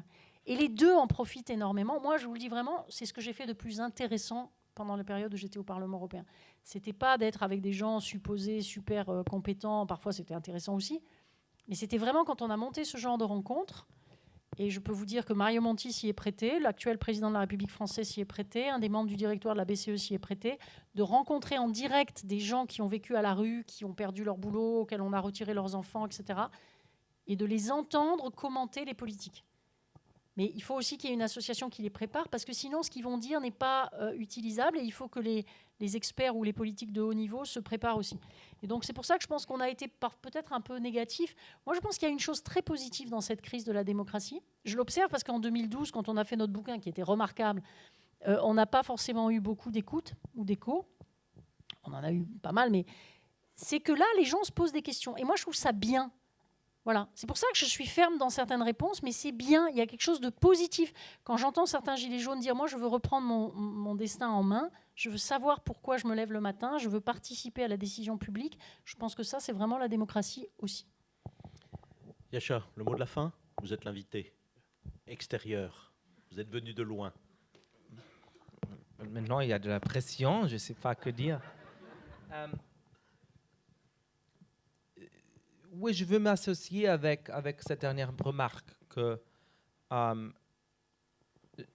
je crains que si on défend juste le status quo, il y a une phrase qui existe certainement aussi dans le commentaire sur le sport en France, je ne sais pas comment le mettre exactement en français, mais c'est que parfois attaquer, c'est la meilleure manière de se défendre.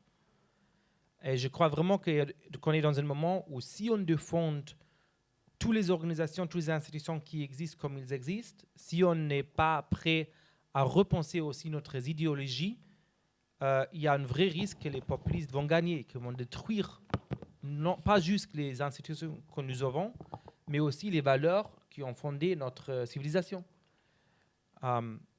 Mais en même temps, si on attaque, si on réfléchit de manière sérieuse sur comment on peut maintenir notre valeur en passant de vraies réformes, en créant un futur plus positif pour les citoyens, c'est tout à fait aussi possible de gagner contre les populistes.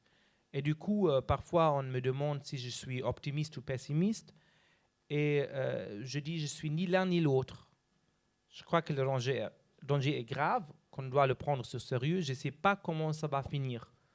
Mais je suis clair sur une chose, je ne suis pas fataliste. Parce que le futur, à la fin, comme dirait peut-être un gilet jaune, est dans notre main. Et alors, c'est notre responsabilité d'utiliser les droits, les libertés que nous avons encore pour déterminer ce futur. Merci de rappeler la rationalité de l'individu. Ça fait du bien. Et je rappelle les deux livres, donc le livre de Yascha Mounk, Le peuple contre la démocratie, qui est en vente, je crois, à l'extérieur de la salle. Et je rappelle aussi le livre de Sylvie Goulard et Mario Monti, qui est un livre publié en 2012, De la démocratie en Europe. Voilà. Merci beaucoup à la Maison Heinrich Heine pour cette initiative. Merci à tous.